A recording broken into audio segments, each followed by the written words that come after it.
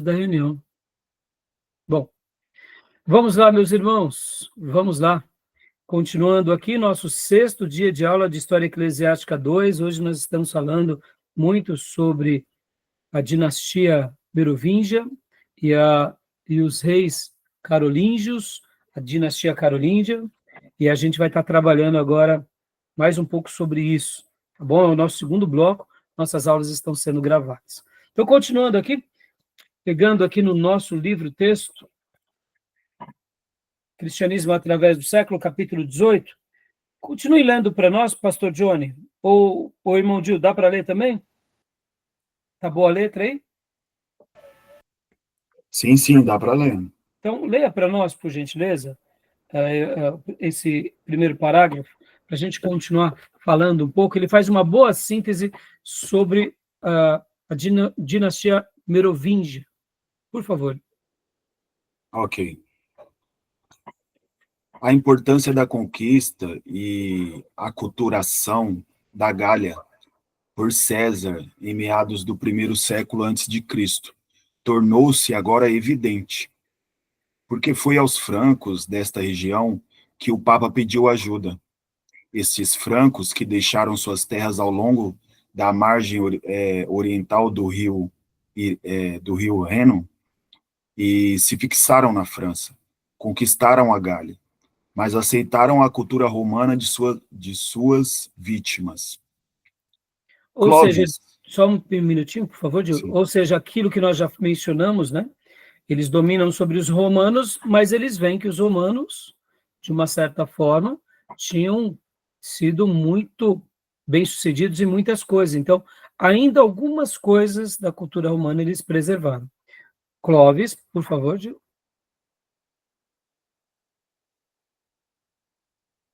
Está fechado o seu microfone. ok. Clovis, 466 a 511, foi o primeiro líder a unificar os francos e a completar a conquista dos territórios que seriam hoje a grande parte da França.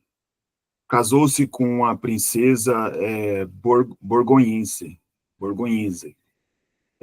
Clotilde, o nome dela, 474 a 545, e anexou os territórios borgonheses às tribos francas do Reno, sob a sua direção. Foi uma grande contribuição para a estabilidade da região. Clovis aceitou o cristianismo, em parte por causa da influência da esposa, em parte por aquilo que lhe pareceu uma providencial ajuda numa guerra. Sua aceitação do cristianismo em 496 tornou muito significativo este ano para a história da Europa Ocidental, porque os francos, aos quais unificara.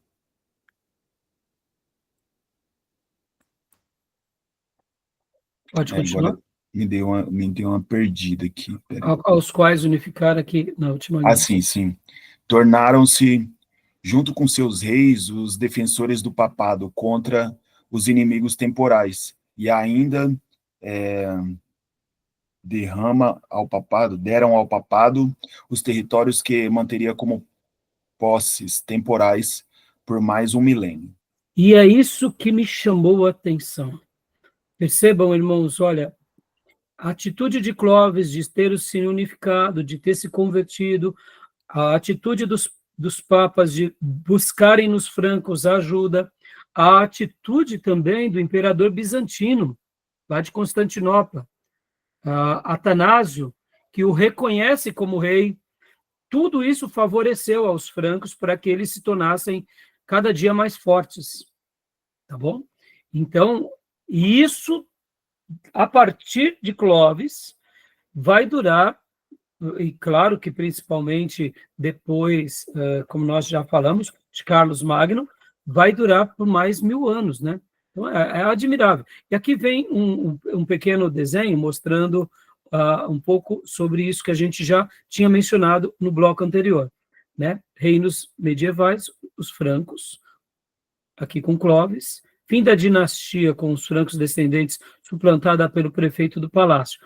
Aqui é onde vai ter essa ruptura entre os merovingios e os carolíngios. É aqui onde eu falei para você que eu vou falar sobre os palácios. Porque o que acontece agora, irmãos? Olha que interessante.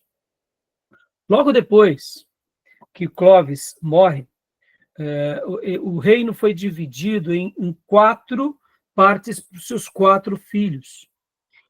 Não foi somente isso que fragmentou ali, no caso, o poder deles, mas o que de fato dificultou é porque houve uma sucessão de novos reis, e esses reis muitas vezes não eram tão bons como foi o próprio Clovis, que vocês vão lembrar disso, que isso acontece o tempo todo, né, na história.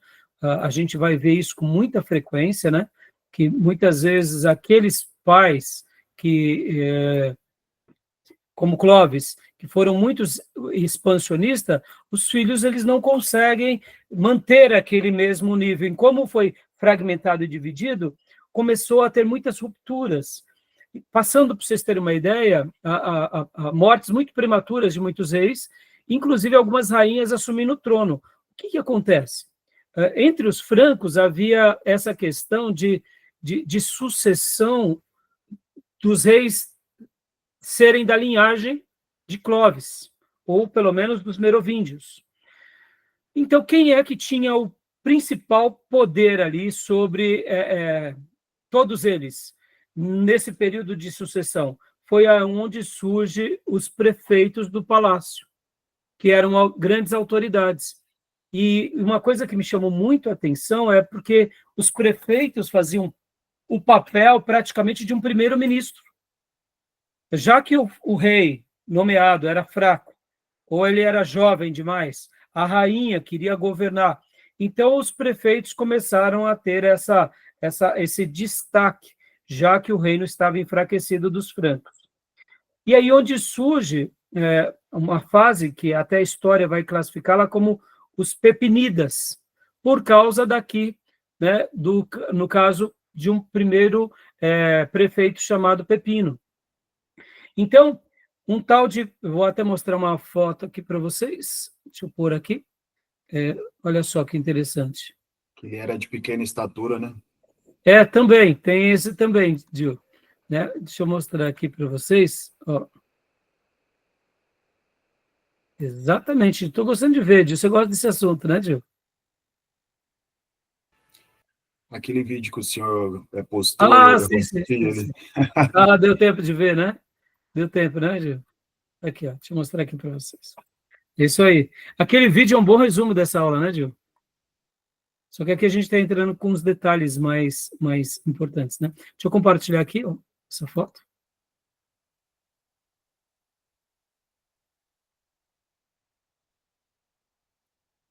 Aqui. Achei muito semelhante a conversão do Clovis com a de Constantine, né? É claro que Sim, o Constantine foi a mãe dele que influenciou, né? Ele se converter. E o Clovis foi a esposa. Então, agora, por isso que, irmãos, na Idade Média, toda conversão que está ligada ao rei, ao imperador, ao prefeito, é tudo questionável. Porque você vai ver essa correlação. Ou seja, há uma ruptura da patrística com a Idade Média. Podem ver. O próprio monasticismo, seja ele beneditino ou seja ele agostiniano, eles agora começam uma nova fase, que é uma fase política, por isso que nasce o romanismo, né? Aqui, ó, Pepino de Restal, ou Pepino de Restal, Pepino o Moço, ou Pepino II, foi o neto de Pepino I, o Velho, em resultado do casamento, né, com essa Acegicel e Bessa, filha de Pepino I. Então, o que acontece? Aqui começa algo muito curioso, porque o que acontece? Esse tal de Pepino Restal, em 687, ele passa por uma batalha. E depois que ele passa por essa batalha, que é uma batalha de Trestouf, se não me engano é assim que se pronuncia, ele se torna o governador político do Reino Franco. Ou seja, nesses dias, logo depois de Clovis I, já não tinha mais reis tomando conta, propriamente dito, de todas aquelas religiões. Então, estava muito fragmentado. Mesmo ele sendo agora o grande, vamos dizer assim, governante político, ele traz de novo toda aquela divisão debaixo dos francos. Só que agora acontece aí onde começa então um pouquinho da história dos carolíngios. Por quê? Porque é com Carlos Martel que acontece uma mudança na chave, que foi filho dele. Foi mordomo do palácio, de 717 a 741, e duque da Austrácia, e o soberano, de fato, dos francos. Filho legítimo de Pepino Restal, prefeito do Palácio da Áustria, com sua concubina Alpaída, e nascido em Restal. O que acontece, irmãos? Daqui nasce o que nós chamamos a dinastia carolíngia, dos Carlos, né? É óbvio que aqui, quando ele, no caso, começa a governar no lugar do seu pai, ele também tem aquilo que a gente vai ver logo na sequência como uma grande conquista, que foi a conquista, onde está? Deixa eu pegar aqui para vocês, de uma batalha contra os muçulmanos. E essa batalha foi decisiva, né? Contra os muçulmanos. Então, diante desse fato, que foi na batalha, aqui, essa daqui, deixa eu compartilhar até para vocês, aqui só um slide. Batalha de Tours. Foi quando ele, de fato, agora é nomeado rei. Então, a dinastia dos merovíngios cessa e começa, então, a dinastia dos carolíngios. O carolíngia, né? Aqui, ó, Batalha de Poitiers. Olha que interessante. E essa batalha foi muito decisiva, porque foi contra quem? Os muçulmanos. Então, eles se fortalecem mais. Isso foi em 732, tá bom? Aqui é uma foto muito interessante, inclusive, deixa eu compartilhar até uma outra foto para vocês aqui. Outra foto que mostra um pouco melhor isso.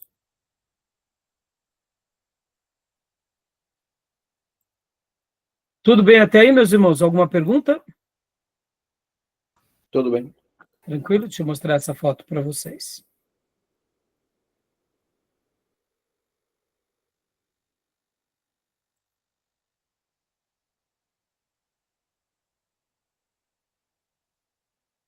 Não estou conseguindo alterar aqui, meus irmãos. Então, mas na realidade é essa mesma foto, só que ampliada, tá?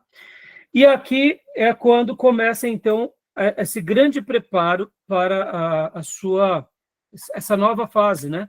Inclusive, deixa eu voltar aqui para o livro Cristianismo através do século, para a gente continuar, tá? Vamos lá.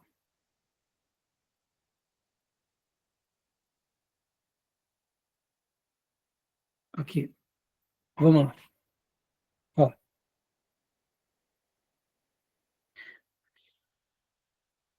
Então, os prefeitos do palácio começam a ter sua expressão, sua força, e logo nasce a nova dinastia. E aqui é essa batalha, em 732, quando eles vencem os muçulmanos. Logo na sequência vem Pepino III, que também é, no caso da linhagem, e depois vem, no caso, Carlos Magno, quando ele se torna imperador no ano 800. Então, vamos continuar lendo agora o livro, o texto, porque essas informações, perceba, fiz questão de separar todo esse material para mostrar o quanto, em alguns episódios, é óbvio, irmãos, nem sempre é assim, mas vai tendo aquelas projeções maiores, né? Uma tomada de decisão sábia, uma tomada de decisão política correta, vai ampliando e vai sedimentando, e as conquistas se tornam muito mais relevantes. E para o cristianismo, isso tudo parece que não, mas como eu disse, irmãos, eu estou sendo enfático e estou deixando esse destaque, porque, como eu mencionei, se caso não tivesse tido essa unificação, possivelmente essa parte ocidental não, e aqui nessa parte seria tudo muçulmano, né? Então, quando a gente pensa dessa forma, muda bastante coisa, né? Tá bom? Só de pensar que, de repente, os muçulmanos poderiam estar aqui governando sobre todos esses territórios, e a gente sabe que no primeiro momento os muçulmanos eles foram pacifistas, mas depois eles se tornaram radicais, percebam, irmãos, isso é muito sério, né? Então, querendo ou não, Deus usou na história o quê? Deus usou na história os próprios, os francos como parte fundamental e os germânicos como parte fundamental para a consolidação do Império Romano Germânico, né? Tá bom? Um freio, né? Como? Usou um freio na história para... Exato. Um freio, Júnior. Então, tem vezes, e por que eu estou sendo tão contundente com isso, Júnior? Porque assim foi com a Síria, na tribo do norte com Israel, assim foi a Babilônia com a tribo do sul em Israel. Deus está no controle da história, ou seja, mesmo que tenha tido proporções pagãs, de outra forma, houve uma preservação da vida e houve uma preservação do cristianismo, porque a reforma protestante vem de um monge. E, querendo ou não, vocês sabem disso, historicamente, como aconteceu em vários países africanos, aonde entrou o muçulmanismo, o Alcorão, eles dizimaram todos os requisitos de igreja, de Bíblia, ou seja, para nós, isso, a gente sabe que historicamente é uma coisa muito forte, porque, e teologicamente é um terror isso, né, irmãos? Porque não respeitar a religião dos demais, né? Então, Júnior, então leia para nós. Então, aqui é o gráfico que mostra, né, toda a dinastia deles. E aqui vem os desdobramentos depois de Carlos Magno, né? Carlos Magno tem também um filho que assume o trono, e o seu filho Luís não tinha tanta firmeza quanto ele para conduzir agora o que se torna um Império Romano Germânico. Então, leia para nós, e aí foi dividido em 3, né? Luís fica na Alemanha, o Lotário na Itália e Carlos na França. Leia para nós, Luís, Júnior, por gentileza. Uhum. Como geralmente acontece, os filhos de Clovis não tiveram a habilidade do pai e o controle dos negócios do Estado passou para as mãos de um funcionário, conhecido como prefeito do palácio, que tomou as rédeas do governo, enquanto os sucessores de Clovis gozavam a vida palaciana. Esses prefeitos do palácio criaram aquilo que é conhecido como a dinastia carolíngia, por ter chegado ao seu apogeu com Carlos Magno. Exatamente. Aí vem, então, a história da dinastia. Pode continuar lendo para nós, Júnior, por favor?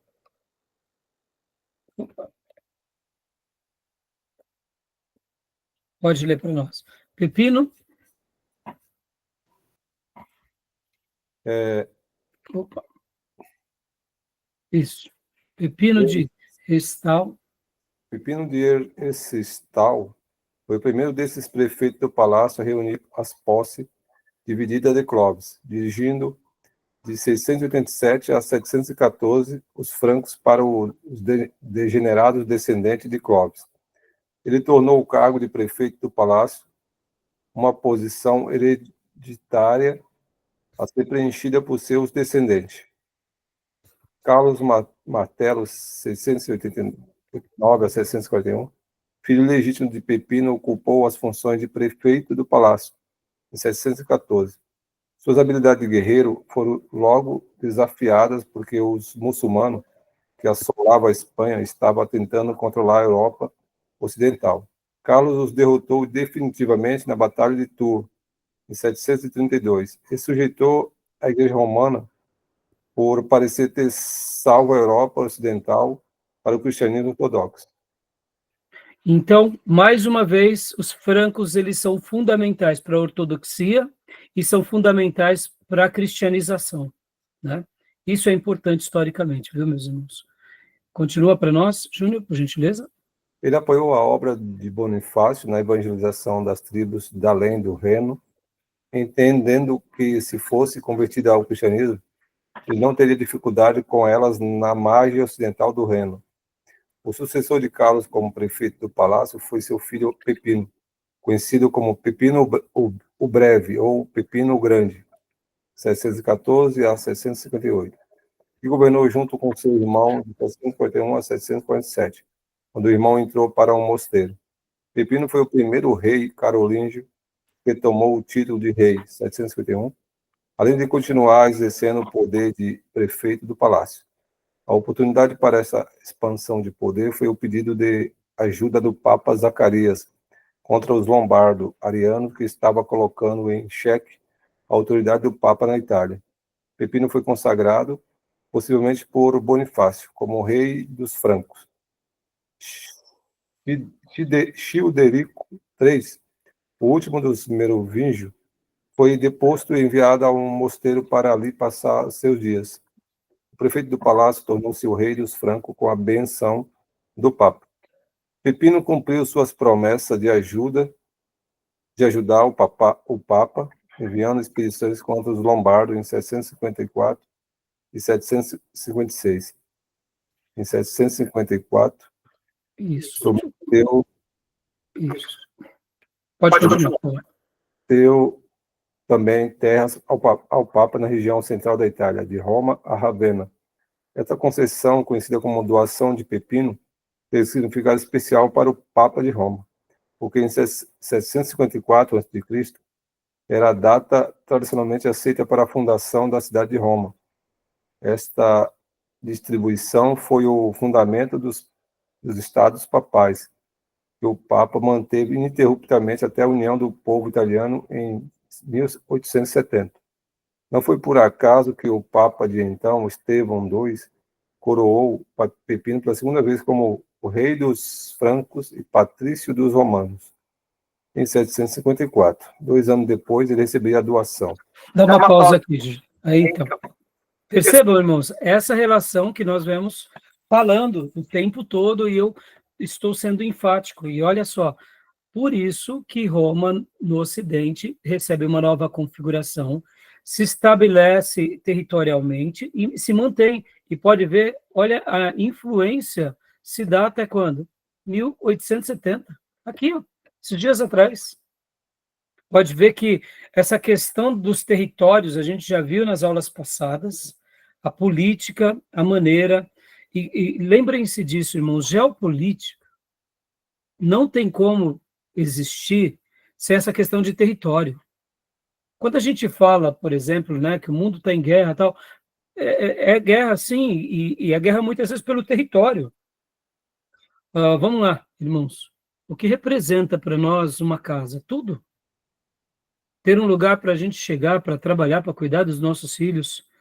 E quando a gente pensa de uma forma maior, mais abrangente, aqui a gente começa a ver literalmente a igreja se unindo ao Estado e se consolidando de uma forma totalmente diferente de tudo aquilo que a gente viu no cristianismo recente. Por isso que a romanização não tem como, se não for por meio da política, por meio da geopolítica, como a gente já viu. E a gente vê mais uma vez aqui a figura papal, ela se enveredar para tudo isso. Podem ver que agora aqui o próprio rei doa terras, vocês têm que lembrar que a gente já vai ver isso um pouquinho na questão do feudalismo, é aqui que nasce, mais, que se sedimenta, que a igreja agora, mais do que nunca, ela já era possuidora de terras, e por causa que os papas anteriores, principalmente Leão I e Gregório I, eles passam o quê? A fazer aquela gestão e passam a ocupar parte de muitos territórios que tinham sido abandonados pelos bárbaros, e agora, então, essa igreja, se unindo aos francos, vai pedir ajuda aos francos, os francos também se correspondem com a igreja, essa igreja está ligada ao Oriente, favorece territórios à igreja, percebam, todas as tomadas são políticas, ponto final. Não tem outra coisa, e isso tudo nos assusta, irmãos, isso tudo deve nos chocar, tá bom? Beleza até aí? Querem fazer algum comentário? Eu fico um pouco escandalizado quando eu vejo pastores não ter uma percepção sobre essa questão, recebendo terras da prefeitura, se apropriando de terras, como se fosse... Percebam, irmãos, se uma igreja recebe, as outras religiões deveriam receber também. Estão entendendo o que eu quero dizer? Mas por que uma igreja, muitas vezes evangélica, recebe uma quantidade de benefícios e uma outra religião não? É porque hoje, querendo ou não, somos um grupo muito grande na nossa nação. E aquele político que está nos dando, não está nos dando. Ou seja, a igreja, mais uma vez, está repetindo a mesma história, fadada aos mesmos fracassos. Não é verdade? Tá bom? Ela passa a exercer um poder hegemônico político, né? E Totalmente. a figura espiritual desaparece aí. Ela apenas nominal. Exatamente. Então, Júnior, faça as honras, leia mais um pouquinho para nós, que a literatura desse livro é bem rápida e breve. Eu gostaria de seguir um pouco em cima dela para a gente continuar. Pode Olha, ler. Por alguns séculos. por alguns séculos circulou uma narrativa, interessante narrativa, né? Muitas vezes não é fato, né? Dando conta de supostos milagres da cura e da conversão de Constantino pelo bispo de Roma. Agradecido, Constantino teria feito generosas concessões de privilégios e de terras ao bispo. Esses relatos, reunidos num documento conhecido como Doação de Constantino, tiveram ampla circulação na Idade Média. O documento foi usado pelo Papa na Idade Média como suporte à sua reivindicação de posses temporais e poder nos reinos temporal e espiritual. A formulação do documento parece datar de meados do século VIII, pois estava em circulação quando Pepino fez sua grande doação de terra na Itália ao Papa. Que são aquilo que nós já falamos sobre as fraudes piais, que depois se descobriu que não tem nada a ver, não foi documento de fato nenhum válido, foi tudo algo forjado. Ou seja, a história se repetindo, né, meus irmãos? E quando a gente viu há pouco sobre essa questão dos prefeitos, o que isso te faz lembrar hoje no nosso país? Quem é que tem mais força no nosso país hoje, né, meus irmãos? Curioso, não? A história não se repete? Os prefeitos. Nós temos hoje os nossos prefeitos, que possivelmente, se a gente não tomar cuidado, tudo vai mudar. Então, perceba, é perigoso as coisas. A história vai se repetindo, né, irmãos? Vamos lá, continua. Pois não, Júlio? É o poder local, né? Poder local, é. Pastor Johnny, leia para nós um pouco, deixa o Júnior descansar, no documento. Pois não. No documento, aliás, há uma vírgula ali, né? No documento, Constantino saudava a Silvestre e aos bispos da igreja e narrava que fora curado de lepra e batizado por Silvestre. Em troca, afirmava que a igreja de Roma deveria ter proeminência sobre todas as outras, sendo o seu bispo o bispo supremo da igreja. Dava territórios em todo o império, o palácio de Latrão, a vestimenta e a insígnia da dignidade imperial a Silvestre. Constantino, então, mudou-se para Constantinopla para não interferir nos direitos imperiais do Papa. Tudo tão bonito, né? Tudo tão poético, tudo tão redondinho, né? Continua, pastor. Pode continuar lendo, por favor. Embora os fatos descritos estivessem no documento, eles não são historicamente corretos. E nenhum outro registro de tais fatos existe. Ademais, Lorenzo Valia, no princípio do século XV, mostrou em sua crítica o primeiro documento da verdadeira crítica histórica que a doação fora forjada alguns séculos depois dos acontecimentos por ela descritos. Isso. Poucos documentos impúrios têm exercido tanta influência sobre a história como este. O próximo rei dos francos foi Carlos Magno, filho de Pepino o Breve. Carlos Magno, 742 a 814, subiu ao trono em 768, tornando-se em 800 o imperador do Ocidente, quando o Papa o coroou como Imperator Romanorum, imperador dos romanos. Sua influência se fez sentir em todos os setores da atividade humana, na Europa Ocidental. Joia. E qual é a grande relevância? Novamente surge um novo imperador. Lembrando que a queda do império já tinha sido estabelecida e agora surge essa nova figura, por isso que ele é uma figura muito importante na história. Pode ler a última frase, por gentileza, pastor? Muito do que se sabe sobre Carlos Magno vem de Enyard, Isso aí. incorretamente, Aí, incorretamente chamado também. chamado também de Eginhard, que escreveu um esboço biográfico de Carlos Magno. Carlos Magno tinha mais de 2.000 metros, nossa, mais de 2 metros, 2.000 metros não, né? Mais de 2 metros de altura e um porte físico avantajado. Seu rosto vivaz e sua longa cabeleira branca, associados à sua altura, davam-lhe um ar de dignidade. Apaixonado por caça, equitação e natação, interessou-se também pela cultura, o que o levou a combinar o prazer da mesa com audições de música ou com alguma leitura que lhe faziam em voz alta. Dedicou-se também à religião. Sua religião, entretanto, nada tinha a ver com a sua vida privada, uma vez que manteve em seu palácio tantas concubinas como sua esposa legal. Joia. E agora aqui, deixa eu só mostrar uns desenhos para vocês, meus irmãos. Aqui, mais uma vez, achei aquela foto que eu queria ter passado há pouco, né, da Batalha de Tours, né, um registro, pode ver que a cruz. Percebam, irmãos, períodos de guerra, guerreando em nome de Cristo.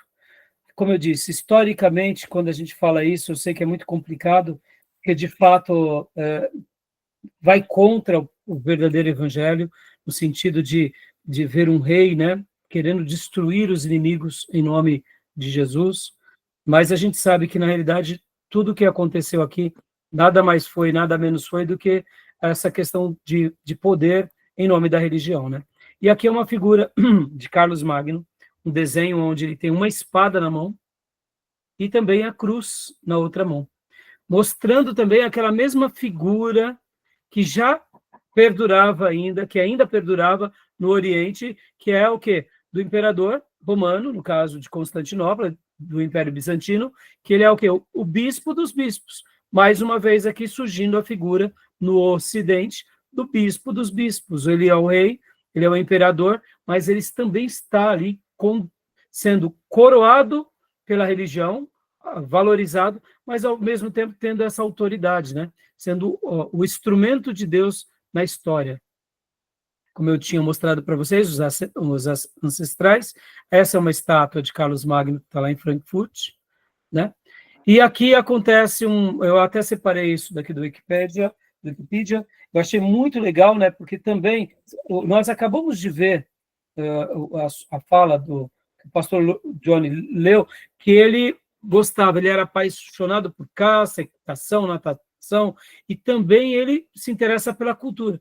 É aqui, irmãos, que a gente tem que dar a mão à palmatória, aquilo que eu falei para vocês, que Deus ele está permitindo com que a história seja montada do jeito que ele escolheu. A soberania de Deus está sobre todos nós, e nós apenas aceitamos. Porque, querendo ou não, com o renascimento, ou melhor, com o novo império romano-germânico, a cultura voltou a ser valorizada, mesmo que a religião teve todas essas mudanças, que nós já sabemos, é como se aquele período de barbaridades chegasse a um fim, pelo menos provisoriamente, né? Então, leia para nós agora, Gil, esse Renascimento Carolíngio. Eu achei muito interessante esse corte que eu fiz. Leio sim. O Renascimento Carolíngio, ou Renascença Carolíngia, foi resultado de uma série de pequenos renascimentos que permitiu uma redescoberta dos textos da antiguidade, uma reforma na educação a partir do saber clássico e uma inspiração na arte romana antiga para a produção artística carolíngia. O Renascimento carolíngio foi responsável por um verdadeiro renascimento administrativo e cultural através dos limites do Ocidente continental. O sistema de cunhagem de moedas foi padronizado e recuperado seu controle central e muito próxima coordenação com a Igreja. A monarquia carolíngia patrocinou uma renovação da literatura, da filosofia e a arte e a educação. Agora, dá uma pausa aqui, irmãos. Então, vamos enxergar aqui a história, né? Perceba, tudo isso, querendo ou não, foi bom. Foi bom. Para quê? Para unificar esses reinos, para preservar contra os muçulmanos e para o povo continuar fazendo cultura. Irmãos, a gente não pode, por exemplo, vamos pegar um exemplo aqui, irmãos. Vamos fazer uma ponte para os nossos dias. Nosso mundo, ele é um mundo secularizado. Mas vamos agora fazer um corte. É melhor que seja um mundo secularizado bárbaro, cruel ou mais inteligente? Se é para ser mundo, que seja mais evoluído. Concorda comigo ou não? Sim. Por que nós temos um medo violento de uma terceira guerra mundial? É óbvio, a gente vai voltar para a Idade Média. Então, nós, como igreja, precisamos nos posicionar como isso. Então, tudo aquilo que favorece ao progresso, ao conhecimento, mesmo que as pessoas elas acabam se enveredando para práticas que não seriam a correta, ainda é menos ruim. Lembra nas aulas de ética cristã? Nós, como igreja, a gente tem que fazer uma leitura desse período, admitindo que, de uma forma ou outra, essa retomada foi ótima para que o povo melhorasse um pouco. É claro, a gente vai ver já, eles não se sustentam, eles caem, é aí onde vem aquilo que a gente falou há pouco, que é o nascimento do feudalismo, e é por essa razão que as coisas acabam se degringolando mais ainda, né? Então, continua lendo para nós, Gil, o restante, por favor. O legado deixado pela dita Renascença carolíngia tem que ser visto com um certo cuidado, já que o termo usa emprestado a alusão ao Renascimento.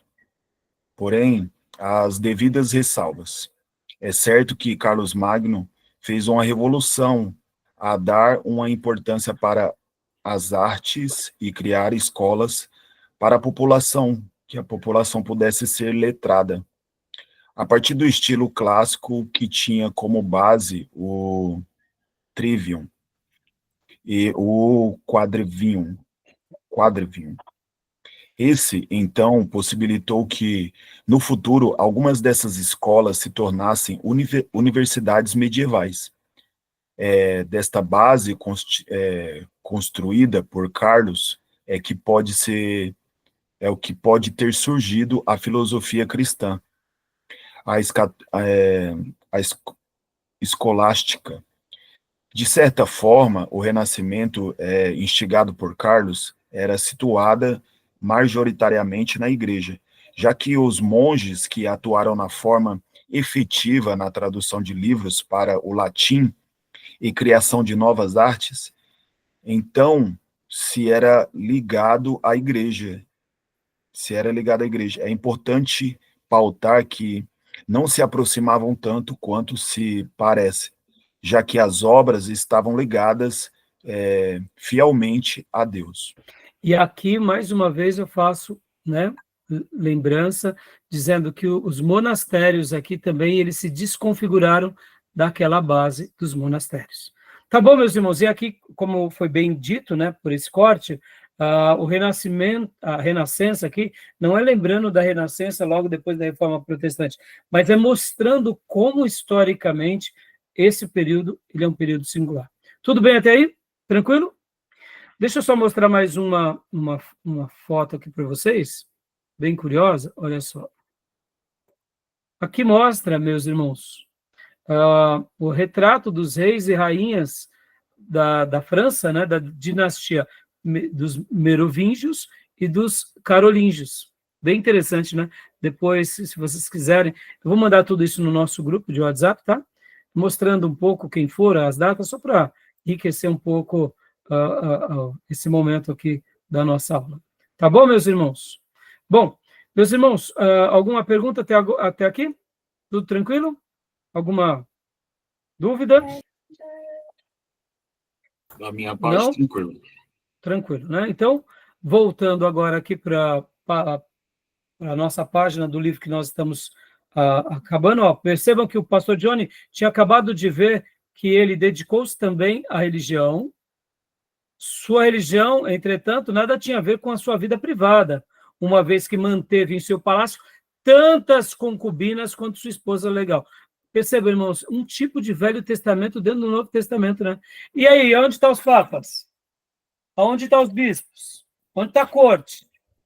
Está entendendo? Tudo política, né, irmãos? O que se fazia no palácio era aprovado. O que se fazia fora do palácio, aí é questionável, mostrando como uma igreja, quando ela se corrompe politicamente, ela cede aquilo que, vamos dizer assim, vai lhe beneficiar a médio e longo prazo, mesmo que comprometa toda a sua espiritualidade, tá bom?